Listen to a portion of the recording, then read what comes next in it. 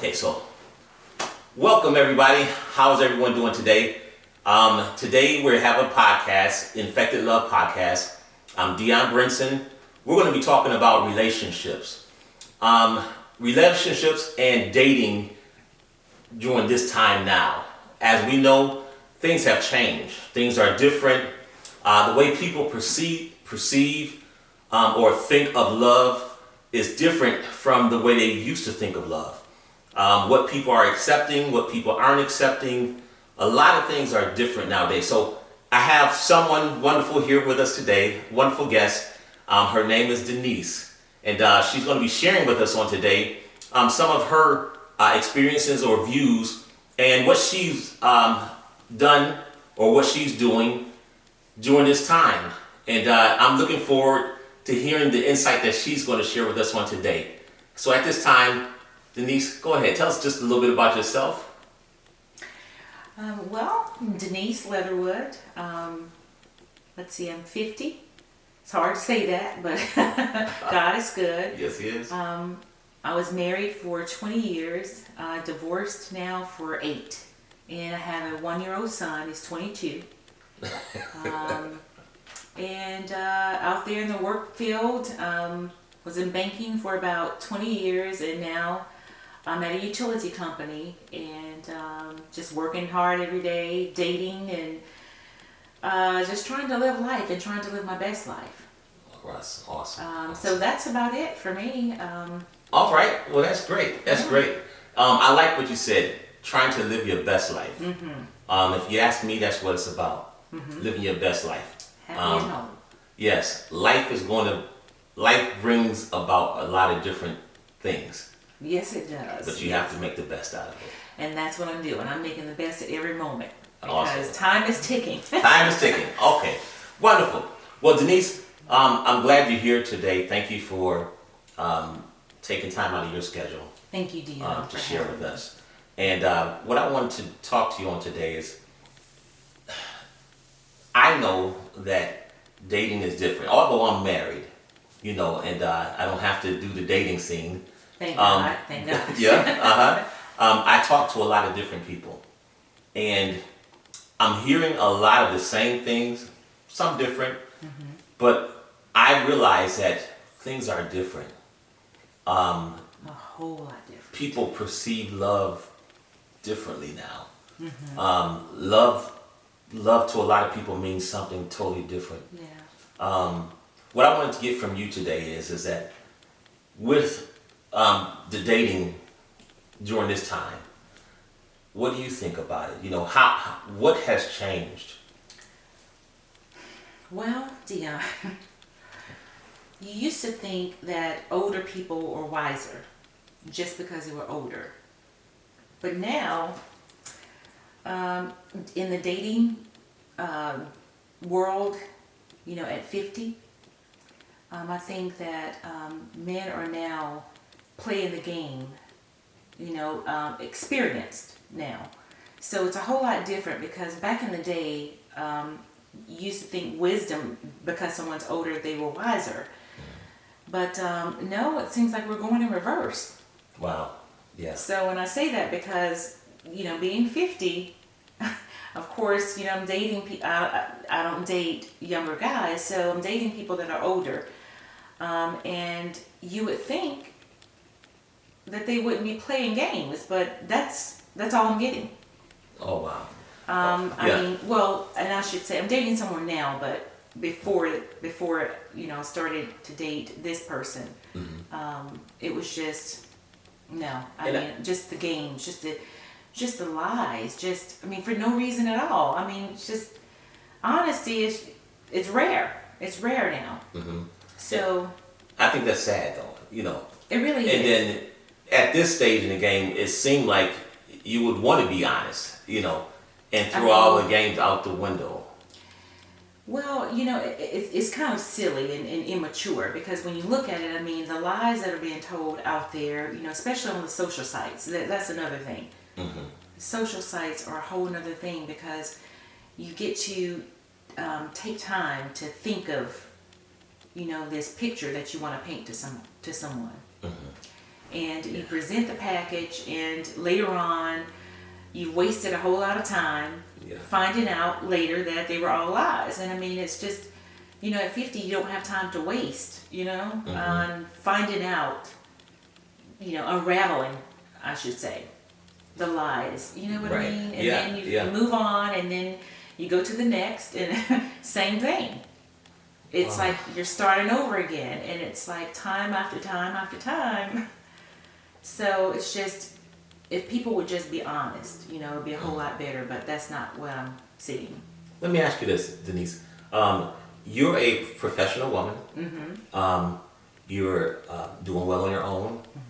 And so what is it that, at this stage in the game, what are you looking for in a mate? Well, not anything unreasonable. One, honesty. Someone that's financially secure, because you have to have that. I mean, we're looking for retirement. That's coming like quickly.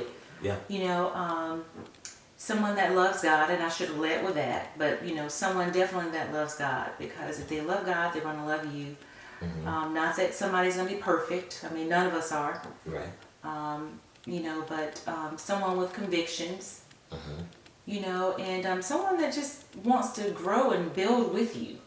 Drama free, I know that's that's a word that we use, because you don't want to have to.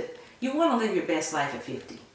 When you were in your 20s and 30s, you had more patience to deal with smaller things. But now it's like you're older now. You just want to kind of relax. You want drama free and peace and joy.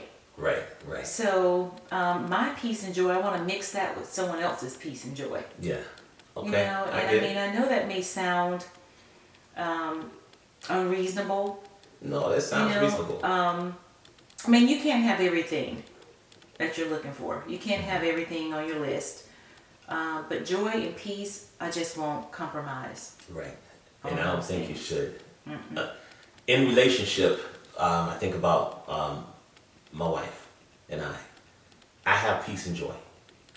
That's beautiful. I have peace and joy. That's beautiful. Peace and joy is going to get you through what normal things wouldn't. Exactly. Yeah. Peace and joy is going to get you through those things. It's necessary, because life is going to happen the entire time. It is, and you're going to have things that come up, life. You're going to have situations that come up with your children and things like that. But if you can, just someone that's happy, you know what I mean? Because you can't put that into a person. Right. They have to already be happy on the inside, and only God can give you that joy. That's true. So it just would be nice to mix that along with someone else's peace and joy. I mean, that is just something I just can't compromise on that. Gotcha. So what I'm hearing is, a main thing is, at this stage, stability is very important. And I heard you say retirement is close. I think I'll be 51 next week. Okay. So I definitely understand trying to build on that, trying to make sure things are taken care of for us. But what about those that don't really have it together that way? I asked someone else this question. At this stage, we're definitely looking at things differently. It's a must. You don't have time to really start over. No. I mean, yeah. And I was trying to twist their arm to see what different ways I can get them to say, but they sort of sticking to the guns on this right now, because they was like, they said, I asked the question this way. I said, what if someone is not completely where you want them to be financially? They're not completely established, but they have everything else that you're looking for. I said, is that something that's workable as long as you see them working towards their goals? You see where they're going. Right. Is that workable?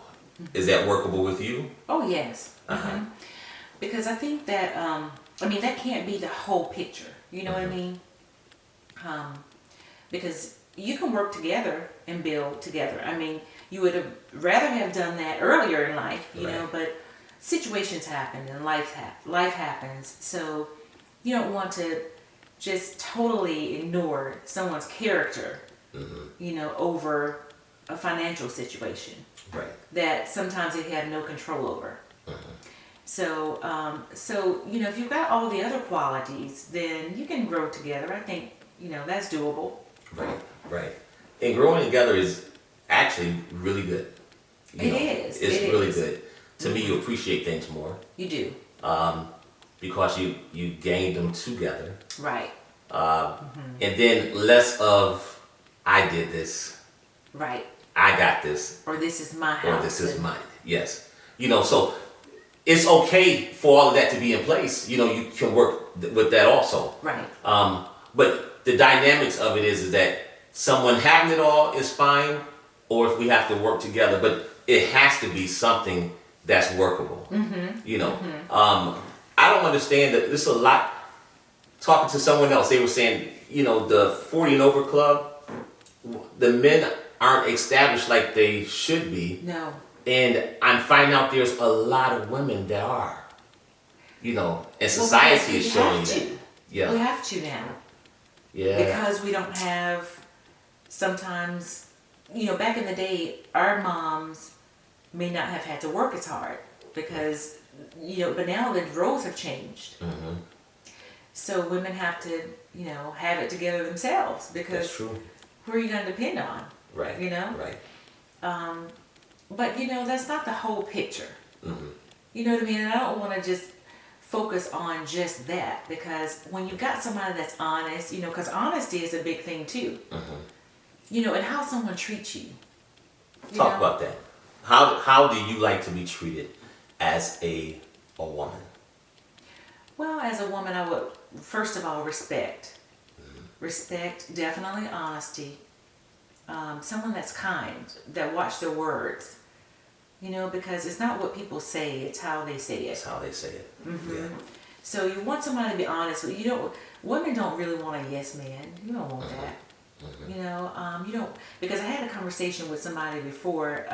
We talk, you know, women talk. You know, and a lot of times men think that women are dominant. You know, you want to be the man in a relationship, and that's not it. But you know, if you're in a relationship where he's not, you know, doing his part, you don't have a choice. Yeah. You know what I mean? So, so it's not like we want to, but in financial situations as well, we don't want to be the breadwinner or, you know, the one that's holding it down. We don't want that. But, you know, a lot of times, like, you know, the young lady that we met, that I met earlier, she, you know, has never been married. If you've got somebody that's never been married, you don't have anybody else but yourself. That's true. Yeah. That's true. So in a lot of times, that's what's happening. You know, there's so many single women out there. So many single women. Do you think? Oh, I'm sorry. Go ahead. No, go ahead. What were we gonna? Do you think that women, because of where they are today, the stability, the opportunities in the workforce that they've taken over on business in all areas, do you think that men have become, I don't want to say intimidated, but inferior, or do they feel that, you know, hey, maybe I'm not able to talk to her, or maybe, you know, do you think, is there a difference there? Or do you feel that they just like, you know what, good, I'm glad, that's more for me? I really believe it. I think so. I think it's a lot of times, you know, men don't want to approach, and it's how you, I don't know. I think, I don't know, that's a tricky question. Because it depends on how the person carry themselves. Yeah. You know what I mean? Because a lot of women carry themselves like they don't want to be approached by someone that's not doing as well as they are. You know, we've seen the movies before. Yeah. where, you know, if she's got it all together, you know, she wants someone else to have it all together. So, I mean, a lot of times that is intimidating. I mean, it would be intimidating to me if I were a man. So, yeah, I guess it depends. It depends on, but like for me, for instance, I would never carry myself that way. You know, because you have to respect, you know, just because someone is not doing as well as you are, that doesn't mean they're less of a person. Right. You know what I mean? But to me, it's about the confidence that you have. So if a guy feels that way, it's about confidence. It's about confidence, and I made that statement. Yeah. Because because you don't have it now, don't mean that you're not going to get it. That's true. But if you don't have anything to offer, and you don't feel like you have anything to offer, or you feel like you're not going to have anything, you know what I mean? Because it's okay. So let me just say this. So let's take a guy that's working to build something. You know, let's say he's going to start a business. Well, he haven't got the business off the ground yet. Right. So there's potential. You know what I mean? But and he knows that he has potential. So you have to know your worth. So if you meet a woman that's looking for you to have it all together, then well, she really is not worth your time. Right. Because we shouldn't ignore that. You know what I mean? You've got to. For someone like me, I'm not gonna ignore someone that's trying. Right. But trying and not trying are two different things. Yeah. If you've got somebody that's trying to approach you that doesn't have it together, it's not even trying to get there. I mean, that's two different situations.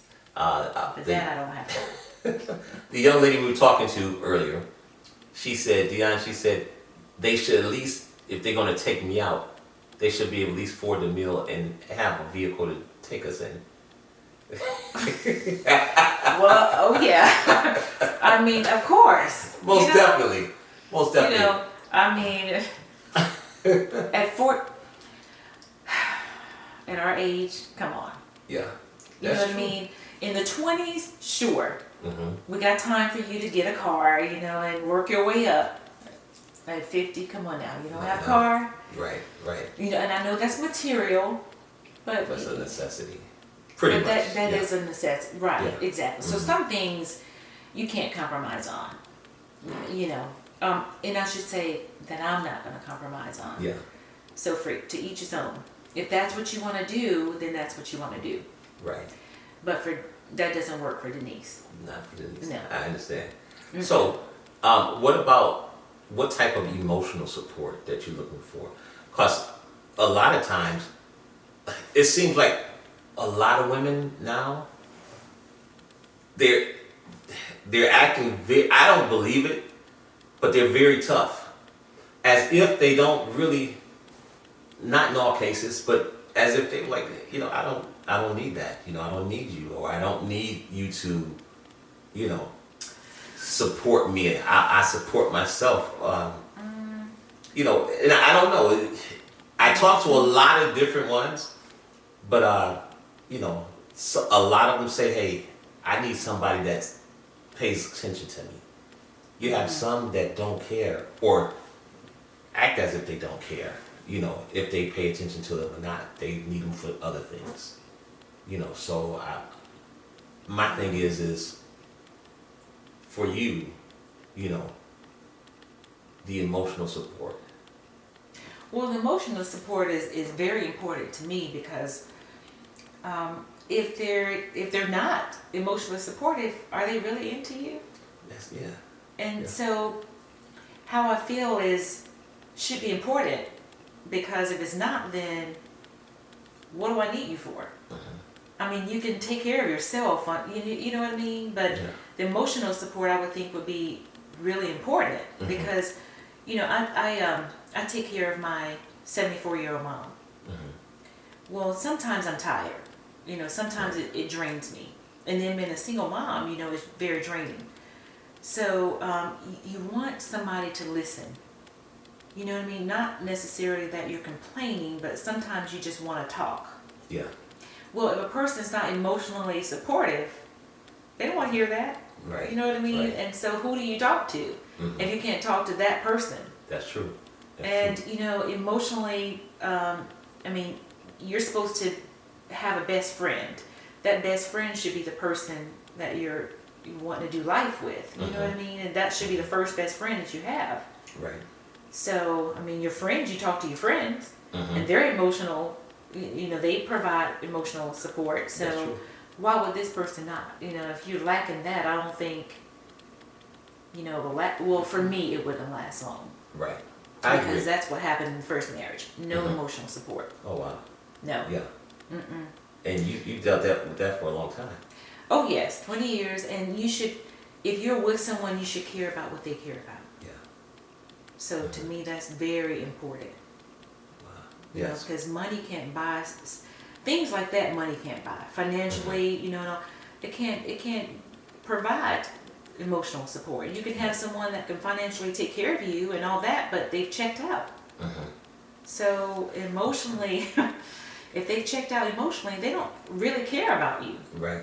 Yeah, that's true. You know, so that's true. That's true. So that's right up there at the top. It has to be. Yeah, that's at the top. Mental health in relationships. You have a lot of unhealthy relationships.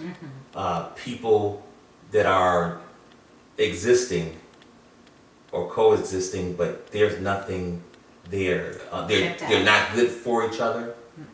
At times it's a dangerous environment because it's of the abuse that's going on. Verbally, yes, verbally, physically, emotionally. All those things are terrible. But I found out a lot of it is because mentally people aren't stable like they should. So they come out of relationships and they're not healed. Right. So when you're that way, you're judging the individual that you're with now by what you were going through. You know, so they don't have a fair start. Everybody else have to pay. Yes. Yeah. And I talk about infected love, and the thing about infection is that it can be passed on. So a lot of times with unhealthy relationships, the infection or the damage that was done in previous relationships, because their healing never has taken place, right, it just passes on from one relationship to the next. What do you feel about someone that's not completely healed from another relationship? How effective can they be in a present relationship? Oh my goodness. Oh my goodness. I